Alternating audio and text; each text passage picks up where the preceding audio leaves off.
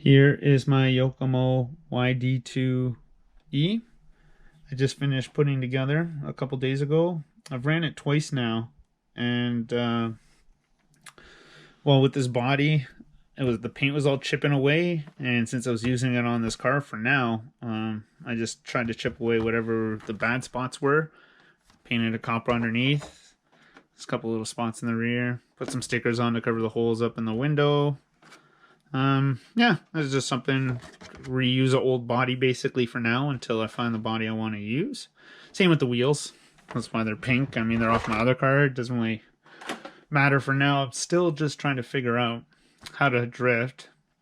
I mean, like, I know how to drift, but like I was saying the first time, they tell you to set up the car with the shock in the second hole, but when you would turn the wheel all the way, it would get stuck on the shock and just stop your wheel from turning. You'd have no control anymore of the car and just get stuck doing donuts. So, and then even on the back side, they give you this little screw to hit the arm, but where they tell you in the length, I don't even think the length is actually long enough to touch it. So I had it how it was set up in the picture basically, but when it came out, it would go beyond it and stop the wheel when you would turn this way. So now they spin full lock to lock.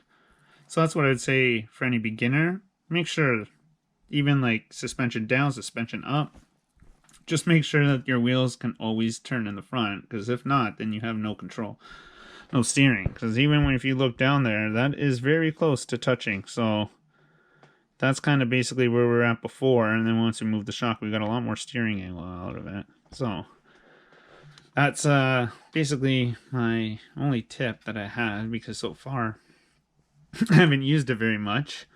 The only problem I've had here in the rear is, I don't know, like, there's room for a full-size battery obviously, but yeah, it just weighed the car down so much that I had to have the shocks all the way down to get it off the ground. So I only probably have about that much ground clearance, not very much, and I don't want to be scraping the whole bottom the whole time. So I have to get the big bore shock upgrade for it. It's something I'll have to do maybe in a couple weeks. For now, I'm just trying to figure out the whole driving, the right timing of the gyro and everything. It is fun. It's nice that you don't need to go fast. You can just go slow, do some donuts, some figure eights, learn the car out. One thing I was surprised though, I ordered this Hobby Wing combo, ESC motor combo, 10.5 turn, the XR10 60 amp. I just needed something to get it going, and I didn't want to buy something expensive that in the long run I'm just going to end up changing out anyways, like for like probably a drift ESC. But it doesn't say anywhere on there that it's censored. Here it shows censored, but it comes with two censored wires, a short and a long one. So that was nice. The wires here, it's hooked up to the ESC. So I would assume that that is working, which is nice. It's nice to have that just gives it smoother throttle, like at low RPMs. So I was kind of happy about that. I didn't realize that was like that. But later on, I'll probably use this in my girlfriend's TRX4 Bronco. I might use the Sidewinder 4 in here. We'll see what happens. It's this is just for now until I figure out what I really want to do, and that's why I figured I might get the shorty pack batteries and then just solder on those bullet connectors, and then you just plug the EC straight into the battery. Clean up all this wires. Down here it's not too bad. It looks kind of messy, but it's also because I didn't know you could have a third channel to do the gain off of on your remote. I only have a 2 right now, so I need to get a third channel so I can do that on my remote. And I kind of like this on and off button. Usually I take them off, but you kind of need it for the programming too. But that's usually because I go in water. This thing is never going to go in water most likely. But yeah, it's kind of weird. Usually all my cars, I don't care, I just bash the crap out of them. But this one I really don't want to break, because the hobby stores near me don't have parts for these things. So I have to order them online and then wait for them to come in.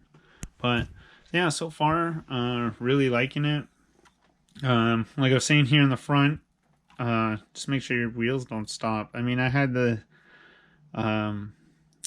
my travel set and everything, so it wouldn't hit it. But then also when the car's on the table, it's different than to when, you know, have the suspension off of it and the suspension compresses. It will actually go further away from that shock. But when it's just up in the air, which it is now because it's so light, I kind of need to add more weight to the front too to bring down the front.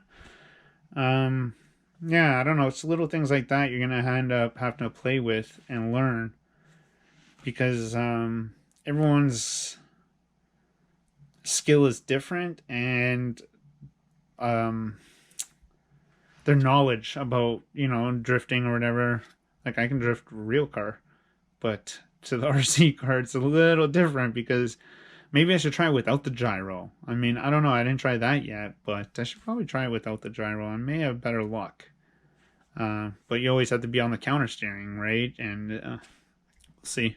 We'll see how it goes. Next video, I'll probably be drifting it and let you know what I think about it, because it's easy to do tight figure eights and tight circles and stuff like that, but when you really want to do a big long drift and initiate and hold a certain angle, that seems a lot more difficult. So yeah, hopefully I can do that soon.